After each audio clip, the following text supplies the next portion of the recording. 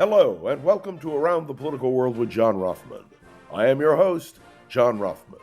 If you're a fan of the show, make sure to hit the follow button on the top right of Apple Podcasts, Spotify, or wherever you are listening at this very moment. When you hit follow, leave a review or share an episode with a friend. It helps other people discover the show, keeps us going. As I'd like to remind you, each and every day expands our base. What a weekend.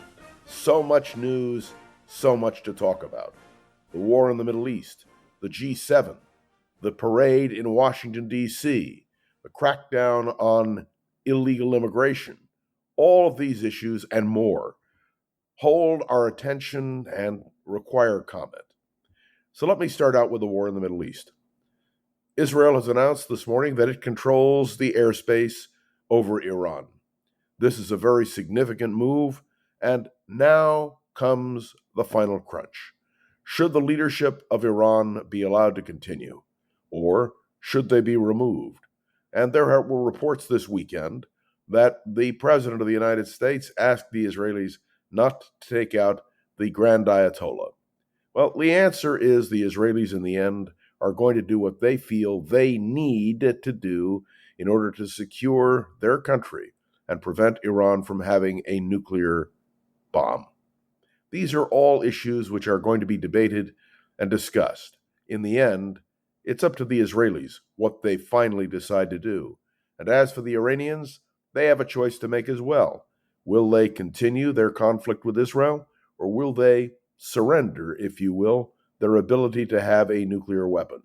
That's the bottom line, no doubt about it. Should the United States intervene? Well, the only thing that the Israelis need from the United States is the bunker buster bomb, so they can take out the one key nuclear site which requires that kind of weapon. What will the United States do? It all hinges on one person, the President of the United States. Let me remind you that in my discussions with you, both on KGO Radio and here on my podcast, I have indicated to you that who is President of the United States matters. And it's true. The President of the United States makes decisions, and we're going to have to see how those decisions fly or don't. And let's deal with the G7. The meeting in Canada places, for the first time during President Trump's second term, the opportunity for interaction with world leaders. At the top of the list, tariffs. What will Donald Trump do about tariffs? And how will all of that affect not only our economy, but the economy of the world? Donald Trump is in the driver's seat, and everyone will be riveted to every word and every action and every indication that he makes during this great summit. And we'll have to watch now and see how it develops. We know that Macron in France has indicated he would help in the defense of Greenland should the United States try to take over that island area. And this, of course, raises the stakes. So we wait, we see.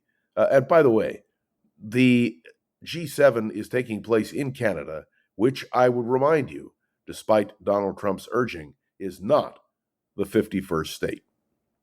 And, of course, we have this weekend here in Minnesota the great tragedy of political assassination. A list prepared of liberal Democrats and, frankly, those who favor abortion rights, found and discovered. Fortunately, the shooter has been taken, and now he will face justice. But the question of the level of political violence in the United States continues to grow. We see it now indicated in so many ways. But we have to be grateful that law enforcement is right there, and we're going to see how this all develops. The New York Times ran an editorial stating that it is opposed to Jew hatred, anti-Semitism. A very effective editorial. Let's hope it has some teeth. Oh, and I guess I should talk for a minute about the parade. Well, it was sort of a bust. Do you know that it cost, well, we don't know how many millions of dollars. The estimate is around $40 to $50 million to put on that parade in Washington on the Flag Day. and, of course, to celebrate our Army's anniversary. But I want to be crystal clear. The stands were empty. People were not there. It was a bust event. What was not a bust event were the demonstrations which took place in reaction to Donald Trump's decision to have that parade. Across this country, thousands of communities protested Donald Trump. They protested his policies. They protested his direction in terms of national administration. If anything, it seems to me the Republicans should be worried about the upcoming election. I know we have more than a year to go before Congress stands again, the House and Senate, but there is clearly a reaction to Donald Trump which is not favorable. And I must say to you that I always remember President Eisenhower's wise words that we don't have military parades. We're not Russia. We're not China. One might add, we're not North Korea. The whole point of the United States was to try to do the right thing, not to demonstrate the might that the whole world knows we already have. We don't have a king. We have a president.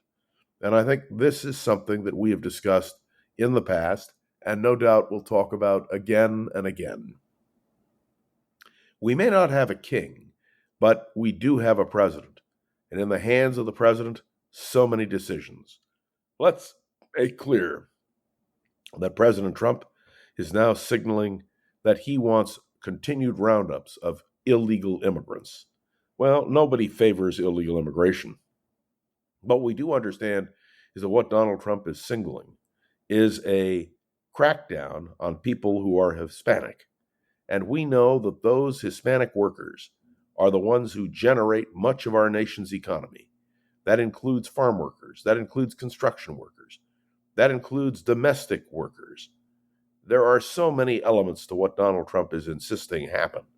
And we understand that now, more than ever, we need workers in this country who will do the jobs which put our food on the table, which protect our industries, and which, of course, service us in hospitals and in daycare centers and in nursing homes across America. There are a lot of issues that are going to be confronted, and the next few days are going to be filled with the dynamic of a president of the United States determining policy. This is the key. Who is president? What he does, what he indicates he wants done, and how his administration will respond. So now we wait as the week unfolds with so much news, so much activity, so much to discuss, and that's why we're happy to be right here on Around the Political World with John Rothman. Thanks for tuning in to another episode of Around the Political World. I am John Rothman. Make sure to follow along. Let me know your thoughts on the show by leaving a review on Apple Podcasts and sharing an episode with a friend or colleague so we can continue to grow and expand, which, of course, is our goal. And, of course, those of you who want to interact with me, and many of you do, on LinkedIn, on Facebook, many of you email me, and I'm always delighted to hear your comments. That's what we need, this kind of interactive discussion. So I also want to say a word of thanks to Gogo Zoger, the wonderful producer of this podcast, who makes sure Around the Political World with John Rothman is up and running every single weekday. Gogo, thank you. And to all of you, we'll be riveted to the news, and I'll be back tomorrow morning right here on Around the Political World with John Rothman. See you then.